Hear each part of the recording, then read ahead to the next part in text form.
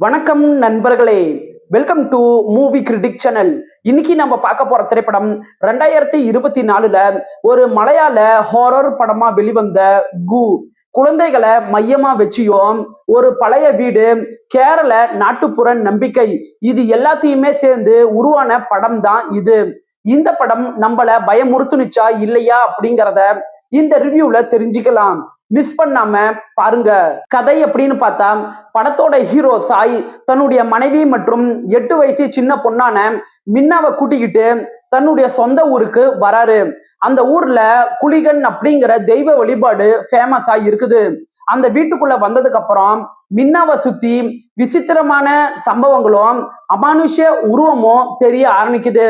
அது மட்டும் இல்லாம அந்த வீட்டுல இருக்கிற ஒரு டீனேஜ் பொண்ணுக்கு பேய் பிடிச்சிடுச்சு அப்படின்னு நம்பி சில சடங்குகளும் செய்ய ஆரம்பிக்கிறாங்க.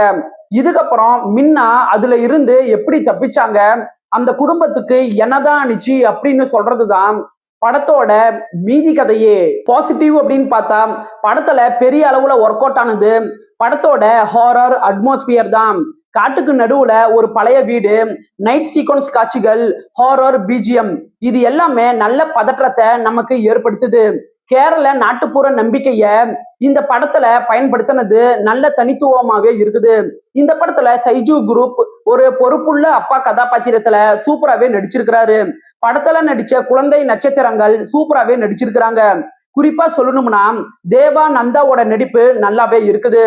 பயம் மற்றும் அந்த இன்னசென்ஸ், இது ரெண்டுத்தையுமே தன்னுடைய முக பாவனை மூலமா நல்லாவே காட்டியிருக்கிறாங்க.